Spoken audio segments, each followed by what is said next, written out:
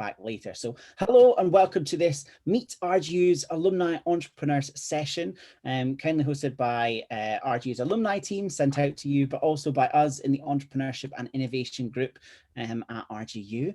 And the purpose of this session is hopefully just to be a fun introduction to some lovely people who we have worked with over the past few years, who are entrepreneurs, who are out there, who are running businesses, and who can hopefully share some insight to themselves, their own journey, some tips, advice, etc. So I'm Edward, I'm the Innovation Manager at RGU, and you'll see my colleague Chris hopefully is on the screen as well.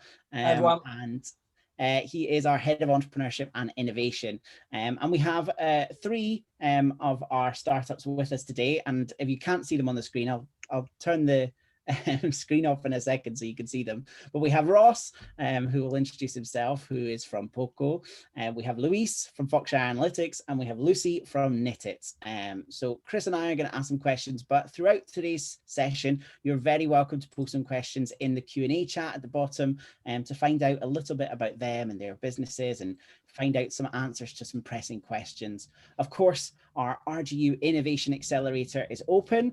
Applications close in 6 days' time on Sunday the 31st.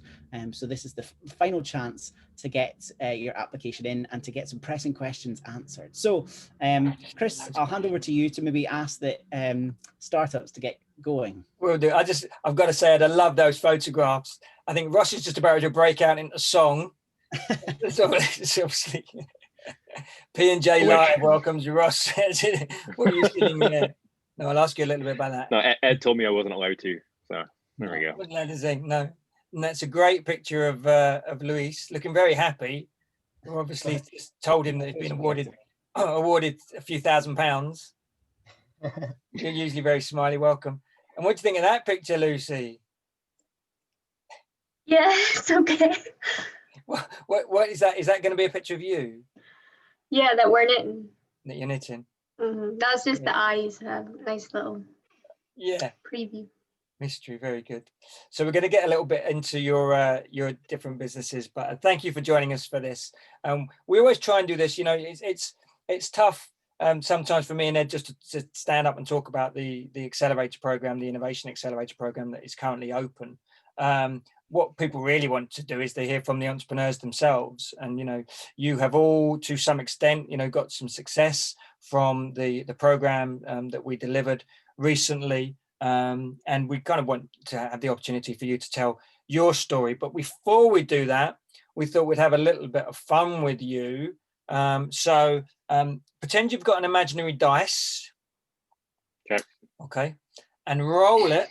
And then tell me what number you rolled, and I'm going to ask you a question that corresponds with that number. So beware, they're not your typical questions. So this was just to get a bit of insight. There's nothing too dodgy in there, I promise you. So let's start with Lucy. Lucy, roll your dice. We need some. It's a three. Three. Okay, Lucy. If I gave you £100,000 right now, transfer it to your account. Hold on a second. What would you spend it on? In terms of the business? No, in terms of anything. What would you spend it on? Well, you can answer it two ways. You could answer it what you'd spend it on, and then you could say what you'd spend it on the business. Okay. Well, at the moment, we would be spending it on some form of software development for the Knittit platform, which is our big vision of what we want to do. But I might throw in a cheeky holiday as well. Would £100,000 cover it? Is that what kind of level are you talking about for that software development? I think it would definitely cover the beginnings of our MVP.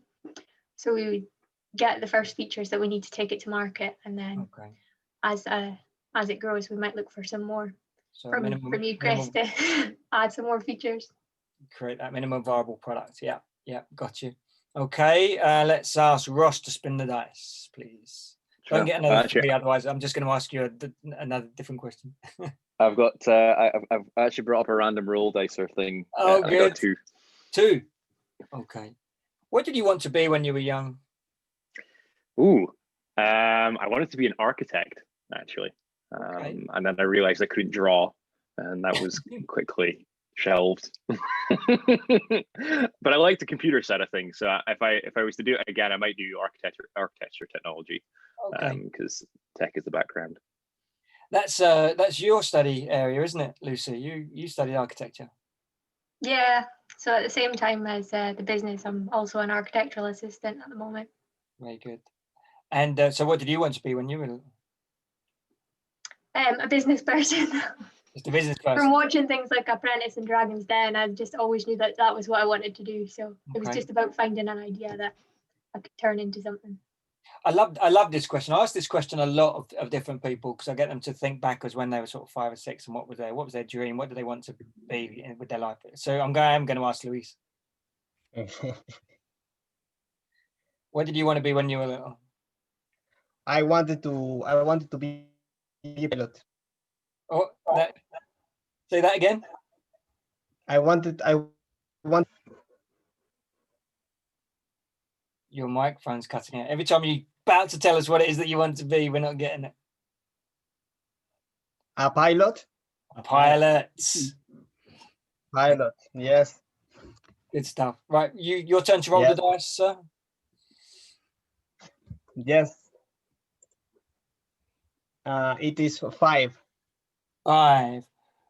Who inspires you? Who inspires me? Yep. Well, that's a good question. A lot of people that inspire me. Mainly my family. You know, from a family, have been working hard. You know, and all, I have grown in an environment of they always do a routine and they always don't question it too much. They only do things, you know, and I get inspired because of them, to always get better or improve myself. So yes, I think that's my biggest inspiration, them. Good answer.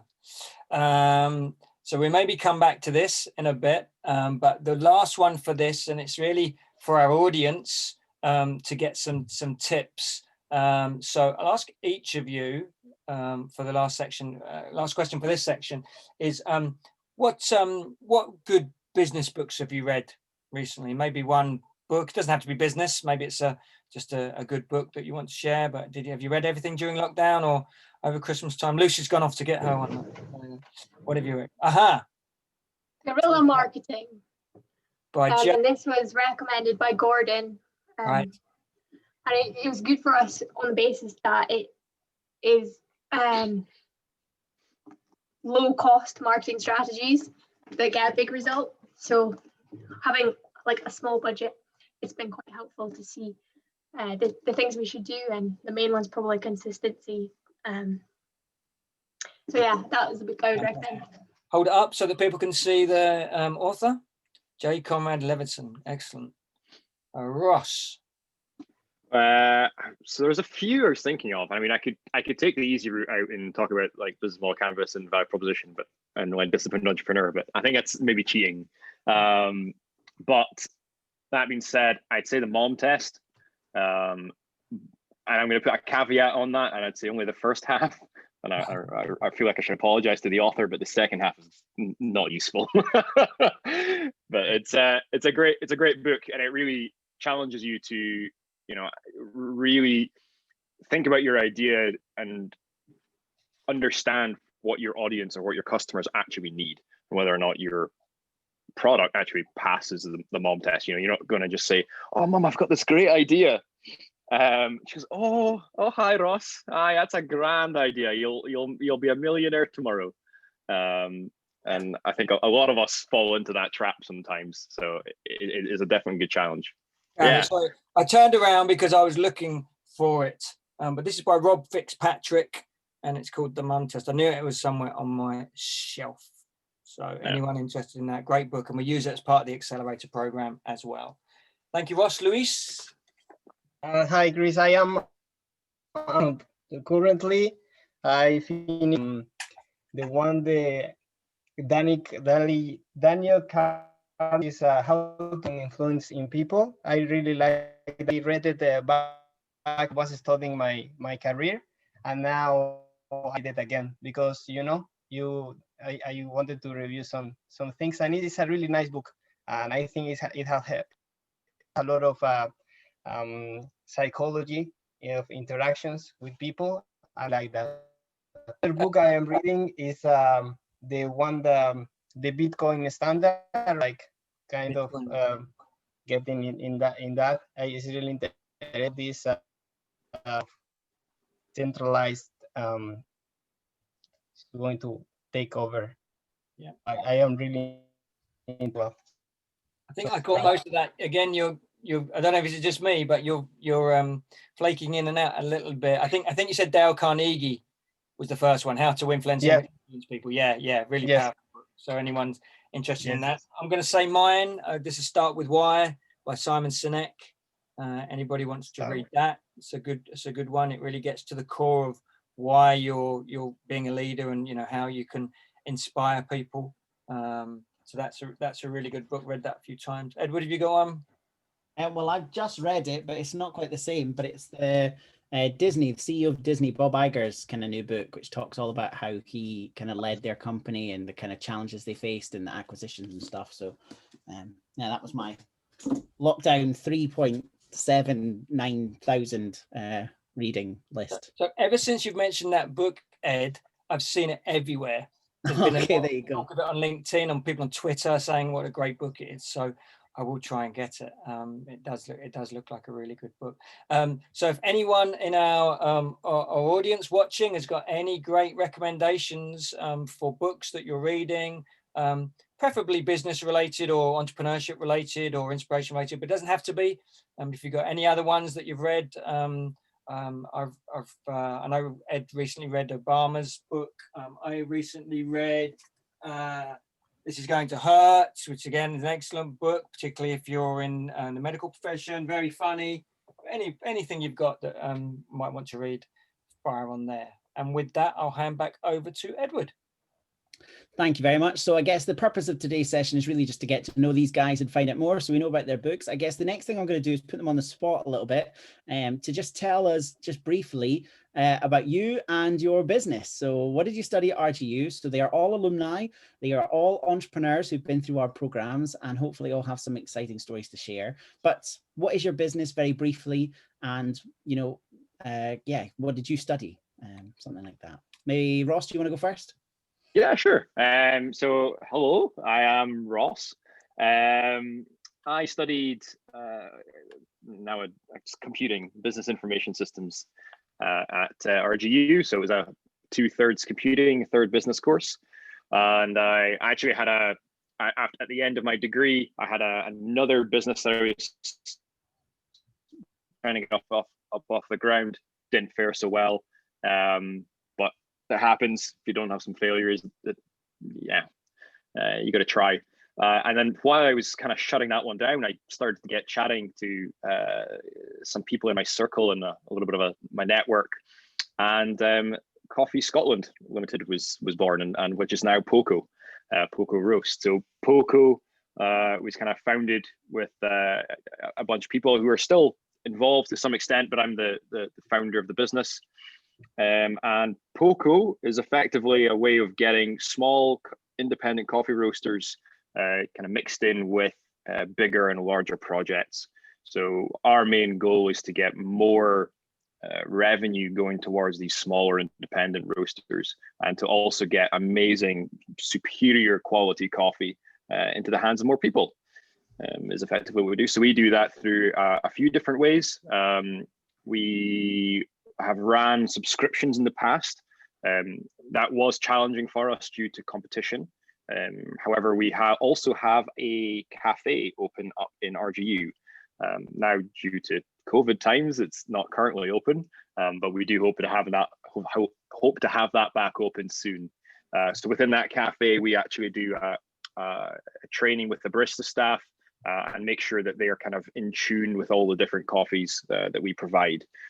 So every month we rotate our coffees and we select a new roaster, which means that we basically say, we've got a wholesale roaster coming in fresh every month. But it's always top quality. It's always speciality coffee, so it's the top grade of quality of coffee in the world. Thank you there, Ross. Thank you. It's just your short pitch, so that's great. I'm sorry, Ed. No, don't worry. That's great. I was in pitch mode. I know, straight into it. No, it's good. It's good. You'll get a chance to talk about it more, I hope. Maybe Lucy, tell us about your studies and your startup. So I studied architecture at RGU, and then graduated 2 years ago, and had an idea for how we could take knitting into the 21st century. Because I think a lot of people have this perception that it's just something that old people do, but I've done it since a child, and I really feel like it's time to modernize it so more people could enjoy it. So from getting onto the program, we've sort of developed the concept into a digital platform which will make knitting easier, more accessible, and fun for the younger digital generation. And we're in the process of developing what our main product will be. Thank you, Lucy. Very good. And Louise, your studies and your startup. Tell us a bit about it. Well, I came here to Scotland to study Finance and Accounting. I'm from Mexico originally, and I met one friend, and we started to think about an idea to develop, and then the program started to announce the join to the accelerator, join to the participate, and we said, well, let's try. What are the chances? Then fortunately, well, basically I would provide the technology solutions for the oil and gas industry using data analytics. So we are competing for expecting right now the elections in industry. Okay. You may have to talk slightly slower so that the internet catches up with your speed, because it's a little bit bumpy, but I think we caught most of that, so don't worry, Okay. Louise. So thank you. Okay, perfect. We've got a range of different courses, range of different startups. So I guess I want to dive into a little bit about maybe the people on the call. A lot of them are alumni. A lot of them are maybe thinking about being entrepreneurs, or they're entrepreneurs, and they're kind of sitting in front of this deadline of, there's an accelerator. What's that all about? Should I bother with my time applying with that? Maybe does anyone want to share their experience of what it was like when they were facing that application, and what kind of convinced them to eventually just go for it? And what was it about an accelerator that you thought would be a useful place for your business idea to go to? Lucy's unmuted. Do you want to go first, Lucy? Because you are, I think, one of the more recents in terms of the process. Okay, so for me, I knew that I didn't have any business knowledge beyond that of watching business TV programs. So the appeal of the accelerator was that you're going to get guided mentors who knew exactly what you needed to do, would point you in the direction of what the steps were that you needed to take. And I didn't actually realize how many steps that there were to actually consider. So it was good in that sense. Also, in terms of the network that people can connect you with, and then just the making it real. So going from something that's in your head that you're only talking to your mom about, to then it becoming a thing that you have to learn how to explain to people in different levels of detail, and then taking that to focus groups and getting real customers' opinions. And I think just the whole process of people being there to guide you and tell you what to do and tell you when it goes wrong and not to worry and just keep going and push through is something that you couldn't do on your own. Yeah, it's a challenge, and it's nice to, especially if you've not come from a business degree background like in architecture necessarily, to have that support. Maybe Ross, tell us about what it was like when you were facing that accelerator application. How did you write it? Did you have any tips for when you're writing it? It was a while ago. Yeah, I was going to say it was a while ago that we wrote it, but I think, I mean, we wrote it as a team of people, or everybody that was involved inside of the business. I'm just trying to think now, any kind of major tips that kind of came off of it. I mean, realistically, and I'm sure you guys would echo this as well, that if you are thinking about it and you're kind of on the edge of, you know, should I put an application in, you know, I don't know if I've got all the answers just yet. I mean, I think the push there would be, you know, go for it.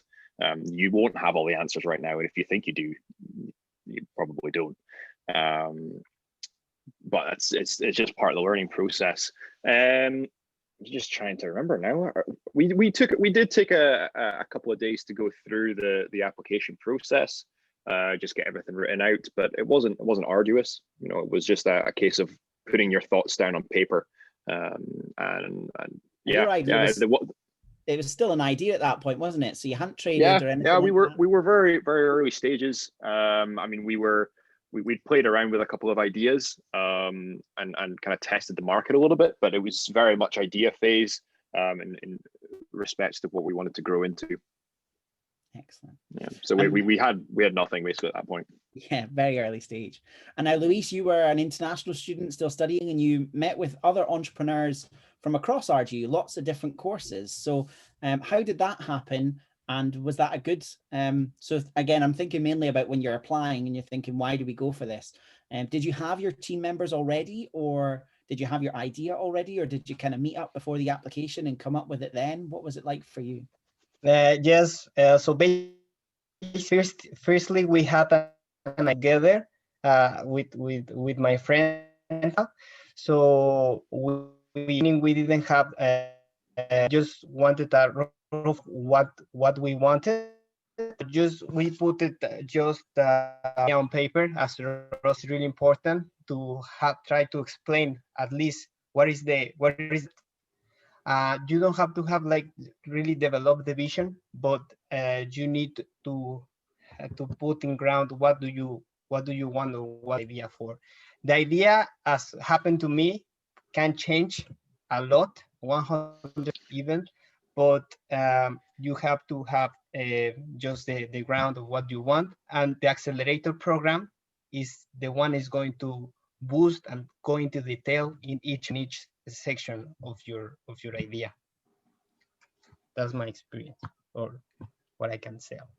So many of you started with just that idea and just kind of took the leap to kind of go in for that accelerator. So that's quite interesting. We've got different courses, different backgrounds. So you don't need to have business experience, and you don't need to have your idea fully fleshed out. At least is the learning we've got from a start there. And remember, to those watching, you can fire in with questions, but until then, I'm just going to keep going. So I guess, luckily, you all got successful. You got onto the program. So you maybe weren't entrepreneurs before, but then you got started and you had this cohort of people being involved.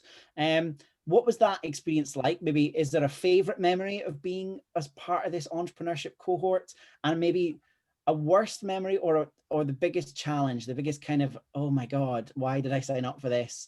What the heck do I do with this? So maybe, I think, did I start with Lucy last time? I can't remember. Maybe Lucy, best memory, fun moment, and kind of biggest challenge moment from being part of, I guess, the accelerator, but also just that startup journey in those early months.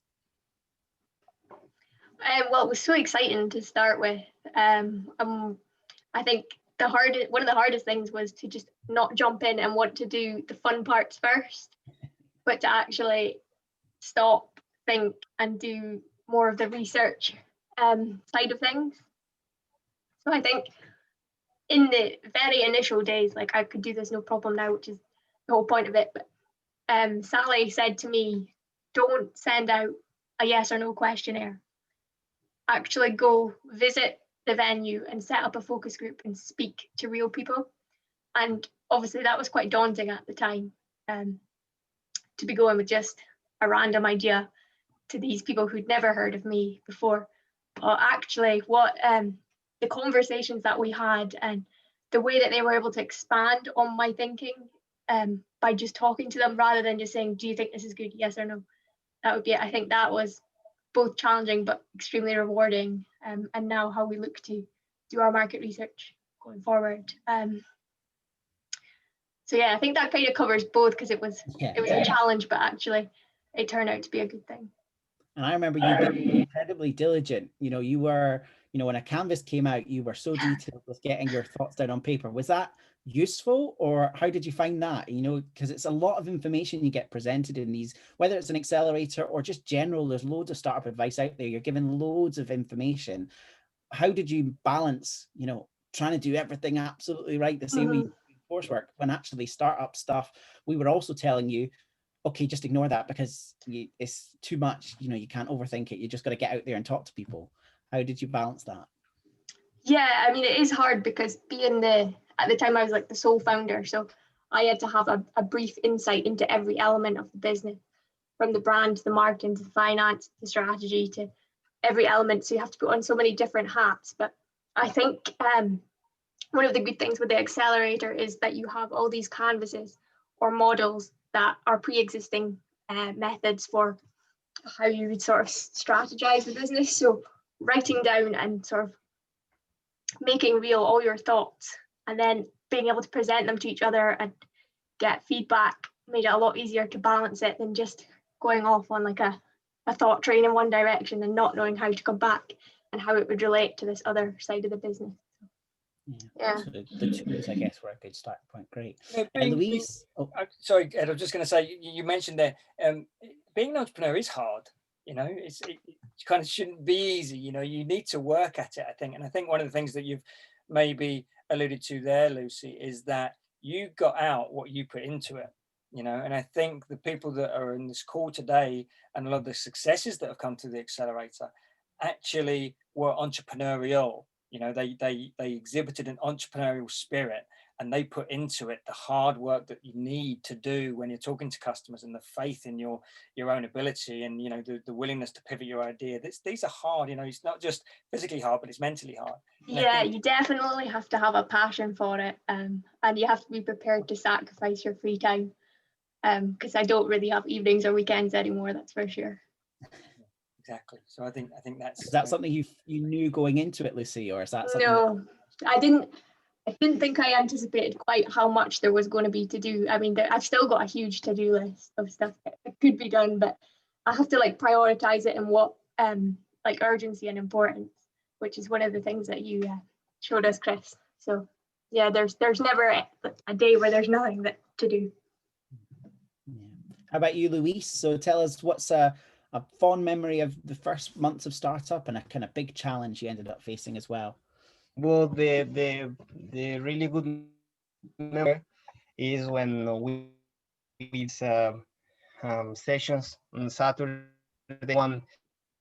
All the members of the startups has to share and to create, and you can see how you were like growing ideas with your classmates, well, your partners, and also with the other the really good experience. You know, the thing of everyone in a group is achieving to get goals done and planning everything. So I had really good memories from that.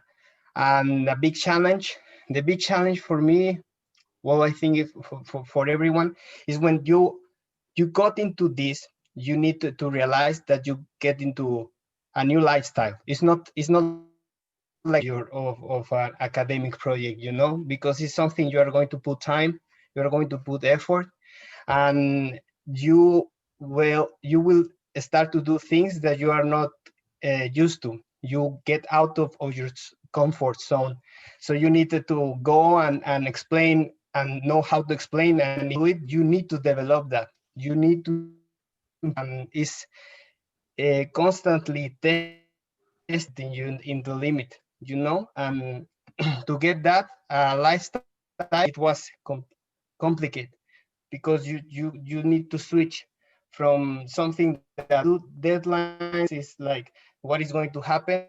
No, you do this, you go and try to do the best, but the outcome change, you know. So you need to work for that. That's what the big challenge for me was for during this experience. And you spoke about that sort of cohort experience. So a lot of entrepreneurs kind of go this in their own way, but being part of these programs connects you with other entrepreneurs. What impact do you think that had on you, Luis? Is that a good thing to be around all these other people in these sessions, or is it kind of competitive because you're suddenly looking at that person who's, you know, launched their business already and you're not there yet? Is that a good feeling, a bad feeling? Yes, definitely. It is like it help you because you know people from other to think, you know.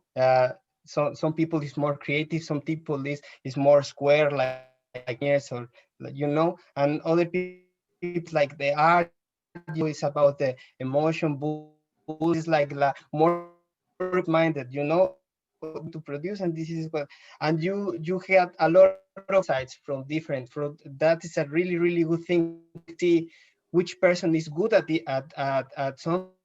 I think I need to develop more of this, you know. I like she expresses herself. I like how introduces the idea, so you can see in a room, or you know, that's what I learned a lot about that. And about yes, you people is going ahead to, you still are developing. I think each startup has a story, and the process for some startups may take long and then boost, you know, and some other ones are okay for steps, and this is like a gradual and so other ones require a lot of research, a lot of time to put there, and then boom, it's going to go boost. So this is also the kind of things you learn with this process. Thank you, Luis. And finally to Ross, a positive highlight of the experience and a challenge of running the business in general over the past few months. Yeah, I would, well, tell you what, I'll start with a challenge and then we'll end on a positive. I should also know, apologies, I'm so disheveled. I'm moving house today, so that's why I'm a bit all over the place.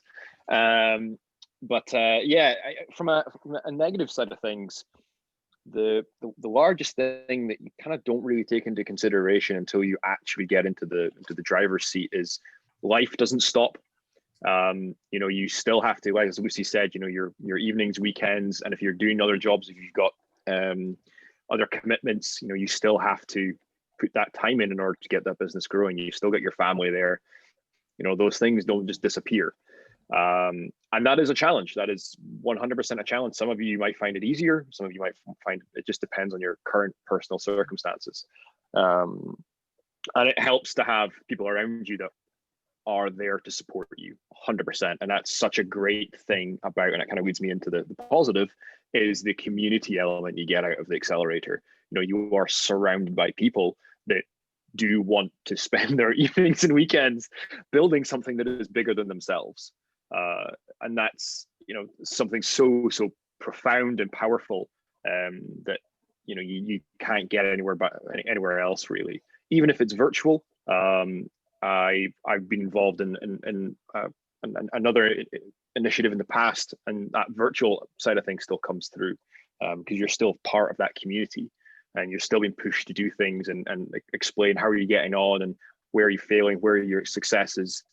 And it's that driving force that pushes you further and further and further forward. Ultimately, that's the exciting part. Like, that's the really cool part about being an accelerator, is being with that amount of people that want to do similar things to you, not necessarily in the same area industry wise, but want to push forward and make something that is bigger than themselves. It's also really good fun, isn't it? I mean, I had loads of fun, guys, in some of these sessions. We had such a laugh, and it was, you know, although it's hard at times, but it is like you say, it's exciting, it's vibrant, it's fresh, it's new, it's invigorating, and it was a lot of fun. And like you say, I would, you know, and that's how what a starting business should be. You know, it needs to be some fun in there, and I think that I missed all the warm-up games that we did. Yeah. Well, it's like 2 years since Ross started, and we still chat almost every other week or so. So yeah, I know. Still get that strong community. My next question. Absolutely. Yeah, carry on. No, sorry, I was finished. I was going to say something else, but I've forgotten. So carry on. Okay, no worries. So there's some good reflections there, I guess, about the challenges. You know, you don't have to have the idea, you don't have to have the team, but you have to have the energy and the passion to kind of move forward. Imagining the people who are watching are kind of floating about with an idea. You've kind of told them a bit about what the accelerator experience is like. Could you give us some really practical tips, I guess, like a challenge that you faced or something that had to get done in your startup journey, and some really, you know, technical ways you got it done? So say, for example, I needed to get funding to pay for something. Where did you go to get that, and how did that help? I needed to get a website set up. How did you literally go and do that? I need to get an app developed. I need to find a customer. You know, any of these kind of practical things that you needed to get done. Give us some, at least step-by-steps about how you did it, that maybe some of the people kind of watching or listening can learn from. It's quite a hard question to think of on the spot. But well, I can maybe share a couple of hacky things, and then I'll let everybody else, while everybody else can speak, and we can maybe come back with maybe a more thought out process. But what kind of jumped to my head there when you're saying about, you know, what are those practical tips to help you kind of move forward? And I think there's an element of just being a little bit cheeky, and a little bit of hacking your growth. I remember thinking, I mean, we're running a project right now that requires a vehicle. And I remember just calling somebody up and saying, hey, I need a vehicle for about 2 weeks. Like, can I get one? I'm like, yeah, sure, no problem. I mean, if you don't ask, you don't get. And that's not to say it will always happen, but it does tend to be that way, thankfully for us. We had times where we had to get an MVP up of our website, and we didn't go. We needed to test the market. We needed to just get things up and working quick and dirty. So we just, I think we paid £30 per month for a system that we built ourselves in a few days, and that was fine. And we got customers off of that. You know, you don't necessarily need to spend 10 grand, which is a typical amount for a website design company. It's about those quick and dirty little things just to get you off the ground, rather than, you know, spending astronomical amounts to get it perfect. And Ed and Chris will talk all day long about MVP. You know, it is really about just getting that first foot in the door of like, oh, people like this. It doesn't matter if it looks like, excuse my language, if it looks like crap. People like it and it solves a problem for me. Sorry, Ross, it's a really good point, actually. And we talk about wanapreneurs. You know, I remember when I was actually working back in Strathclyde 10 years ago, we had this guy who all he did was kind of come to sessions, and he was learning stuff and things like that, but he'd apply for business plan competitions and apply for this and that. And almost he became, you know, a caricature of applying for these guys, never actually starting a business. You know, his business was applying for competitions and going through programs, you know, never actually selling something, never actually coming to the point where he had a business and that he was making a sale. And I think it's a really good point that you're making. You know, this is a real, we want you to you know, create a business, create an innovation that's going to have a positive impact on the world about us, you know. And so I think that's a really important distinction between someone that just wants to kind of see this as playing a game. This is a game. So keep your questions coming in from the audience. So that's great. Luis or Lucy, any, I guess, startup hacks? How did you do it? Well, if Lucy. Yeah, I agree. I think the main thing is to not spend a heap of money to start with until you test it, and you don't need to test it by spending heaps of money. Like, even in terms of when we reached the point where we wanted to improve our brand, I got a quote, and at the time that quote was actually extremely reasonable for what the industry sort of value was. But in the end, it turned out that what they could provide me, I could do better myself. So I think my tip would be is, if you can do it yourself, don't waste money getting a professional to do it. Chances are you'll be just as good by yourself.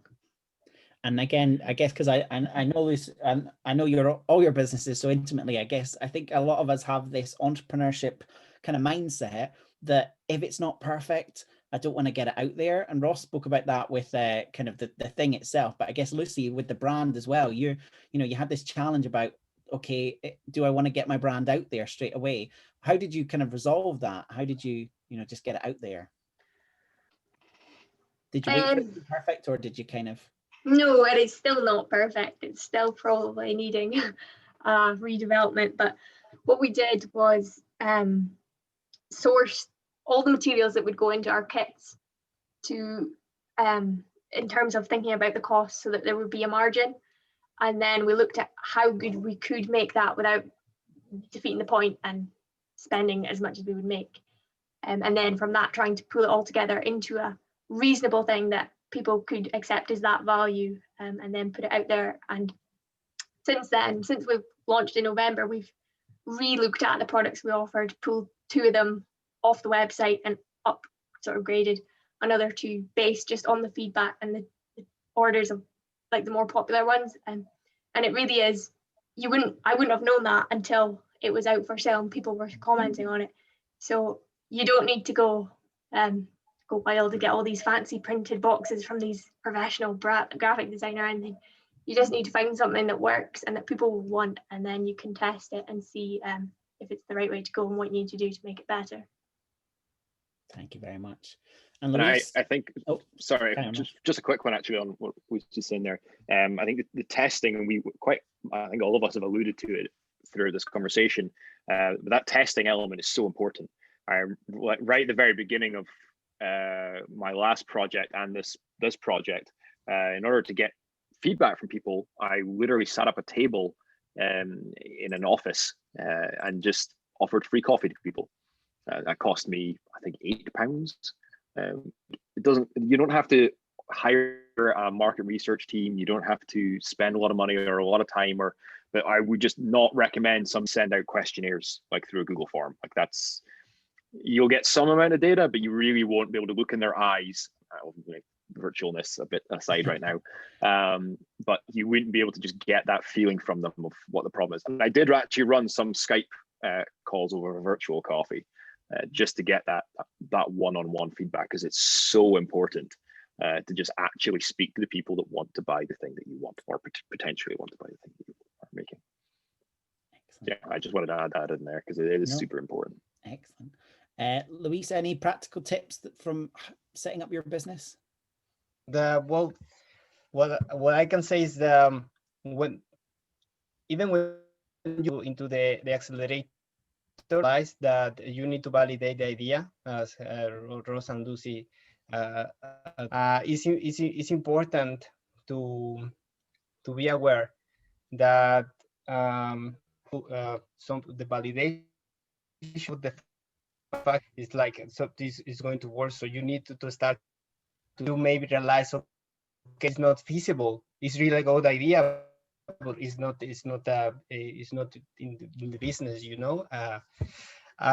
Also, another thing is you will it could be overwhelming. I need to company house. I need to get PAs for lawyers, or depending of your business venue. But I just want to tell that for that reason is the accelerator program, because you go step by step with the mentors. The mentor is fundamental, because your mentor is the one that is going to put you down and say, okay, let's do things, okay? Small things. Don't at once. Just go little by little, okay? And that's something as a new startup, you say, oh, nice, you are like, and it's normal, and it happens to everyone, like, oh, I am got this, and you want to do this and this and this. But as Ross said, the life don't stop other things as well. So that would recommend just try to go little by a little, because it's a new big project that you are overtaking, and you're taking into your life. So just go. So that's my recommendation. Thank you very much. So I'll ask attendees to keep firing in your questions. Hopefully you're finding these discussions useful. I will be able to share the details about each of these businesses afterwards, because we could spend hours on each one talking about their journeys and their stories, but hopefully we can cut through to some practical tips. Louise has asked a question about accounting and tax. Where do you start? How do you manage these types of things? Does anyone have any reflections on, I don't think, or maybe Luis did a little bit, but I don't think any of you had any accounting-y, finance-y type of courses or experiences. So how did you overcome that and start thinking about the numbers of your business and, these types of things? Any thoughts? I was quite lucky because my mum's an accountant. So she was able to do the day-to-day stuff like that. We also had, I remember on the accelerator, a session on finance and how all the different taxes work together. So that was my first eye-opening experience into what they are. Since then, we have sort of spoken to a couple of accountants to see if that's something that we're going to need. But at this stage, it's we're not really big enough to have that. The only possible thing will be filing returns at end of year. So that's still quite far off. So it's not something that's holding us back at the moment, but it's obviously something to be aware of. Excellent.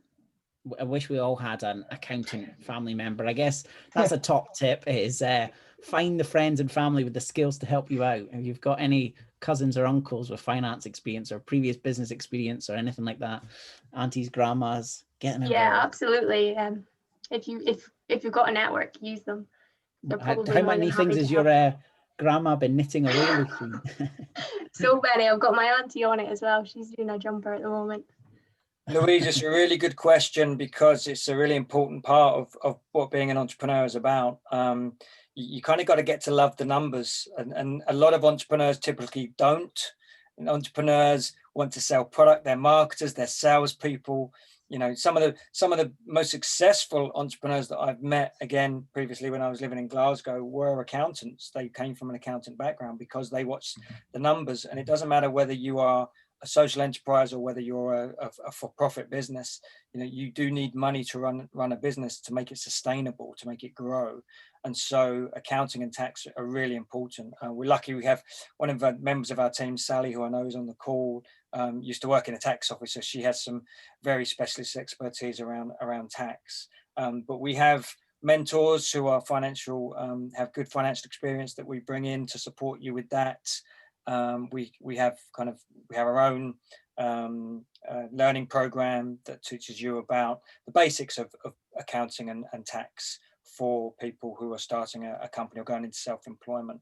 So we certainly provide that kind of foundation knowledge that you'll need during the accelerator. But yeah, very important part of starting any kind of venture is the finance. Yeah, and I think Chris, I mean, you're absolutely right. It is so foundational to everything that you do in the business. And interestingly, one of the parts that I know, this is an anecdote of what helped me, but one crucial task that we did that really pushed us forward is I created a decision support system, just in Excel. So I basically put in all of our variables and all of our margins and everything, every single number into a spreadsheet, and changed our variables. So if we knew, okay, if we were going to be off on this day, like personal, if we were physically going to be off, if we couldn't run this box, or if we couldn't sell this subscription, every single little thing that we changed, we could see how our month-to-month revenue was happening. And that gave us so much confidence to progress, because we could then say, okay, well, if we do this, we know we've still got a runway of X months. And that was so beneficial to us to put everything in. I mean, it's huge, it's a massive sheet. It took us a couple of days, but just spending that time and looking at your numbers and going, oh yeah, that actually makes sense. And you're not being astronomical. You're not saying, oh, well, oh, great, well, I'll be a millionaire by Thursday. Superb, all right. You're like, okay, cool, I'll make £18 by Thursday. Great, okay, that's the start. You're just working your way up, but you need to plan it out. You need to say, okay, if I have a target, if I sell one of my widgets this is how much money I'll make this week, you know, and just work from that. But it was so powerful for us, and it gave us so much confidence by doing that. And if I'm right, and I think most of you are similar, I think when you look up startup finances, you have these horrible numbers and big things like valuations and all these crazy spreadsheets and cash flows and blah, blah, blah. But at the very start, all you need is kind of plus minus. You know, this is how much is coming in, this is how much is coming out. It starts simple and gets more complicated as you grow. But I guess, you know, you don't all need accountant mums. They're very helpful, I'm imagining, but you know, there's all those little bits there. Keep your questions coming in. We only have a few more minutes to kind of wrap up. So I hope you're getting some useful tips and advice out of this. I guess speaking of tips and advice from people around the room, I mean, the thing that interests me is when you've come up to a challenge or you've come up to something, or how are you going to take your business to the next level? What kind of, I guess, imagining you're kind of a few years ahead now, you've got your businesses, you're kind of setting up there, you're ready to get to the next level. Is there something, if you could go back to your accelerator days, you know, early days at the accelerator, that you would advise yourself, a tip that you would give yourself that would help you kind of move yourself forward that little bit more? So again, I want to thank all these people on the call are probably thinking about applying, you know, they vaguely got an idea. What could you offer to them to kind of, you know, practically help them improve their way they're moving their businesses? I would say I would have liked to have known more about my market and my industry. Okay. Specifically, because everybody who I've since spoken to has a completely different insight on it, and I think if I just knew just that tiny bit more, those conversations could be so much deeper and more helpful. Excellent. So yeah, a little bit more. Would that be researching, Lucy? Would that be research, conversations? constant, just always being on top of what is the most current thing that's happening. For me, it'd be like within the creative and the crafts, but also understanding all my different potential customers, just on that deeper level. Yeah. Luis, how about you? If you could advise yourself at the start of the journey, what would you say? Yeah, something similar, like focus more on the value idea to be the definition. What is my value proposition? Because I personally spent a lot there, and we went in circles. So I need to have time to actually go. So for myself, if I can say something to me in the past, I would say focus more on the and the basics. You know, it's beautiful how these two canvas work together, the value proposition canvas and the business model canvas, because with that everything can go crazy. Excellent. Thank you very much. And Ross, any retrospective advice? Yeah, there's two actually. One maybe not so applies to me, but maybe to other people. One was I've met a few people in the past, kind of just starting going, and they will not tell you what their idea is, which is the weirdest thing. Like I had one person I was speaking to, and I finally got out of him, and he's like, "Oh yeah, I found a new way of making laundry detergent for laundromats." He wasn't going to tell me because he was scared I was going to steal his idea. I don't want to sell laundry detergent. And so just tell people your idea, like this kind of leads into my second point of your network is so important. And it actually kind of leads into EIG being of huge importance. And for us, they were immense. So they made some fantastic connections for us off their own backs, and that resulted in phenomenal growth for our business. That was a real asset towards EIG for that. But yeah, your entire network, mentors, all the people around you, all the people that are in the accelerator with you, they're fantastic people to lean on, to ask questions. You know, you're all going through similar stuff. There will be somebody in your network that have gone through something similar at some point. So that network is super powerful. Yeah. Thank you very much. I cannot believe how fast time has went, because there's lots of stuff come in there. I might hand back to my colleague Chris if he has any final questions or comments just before we wrap up for the session. No, sorry, I was on mute there, so I needed to unmute myself. No, I don't think so. I think it's been a really good session. I'm delighted that people have joined us. I guess just we need to inform people that the closing date is the 31st of January. If you are thinking of applying, I mean, I don't know if we could just have a quick show of hands. Have we got raised hands on this one? If you've started an application? I don't think so. Yeah. Oh, yeah, there is. Raise your hand. Yeah, there is. So if you've started an application, could you just raise your hands? There's a few in there. Wait a couple of minutes to see if people raise their hands.